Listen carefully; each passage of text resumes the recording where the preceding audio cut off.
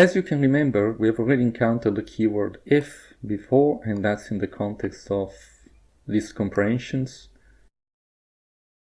And it may well make more sense now, but I'd like to point out that this is a very different kettle of fish. So here we're in the context of creating a list of values, and if you look carefully, you see that after this if we have a condition, but this condition is applied, is tested against every one of these elements of the list L, in fact, and only when this condition is true, we add the corresponding element to the new list.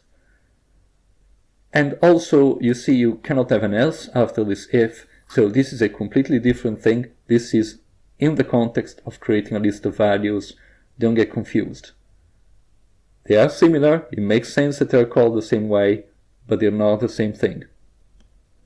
So in the end, if you want your program to branch, don't start writing an open square bracket, just use an if-else statement.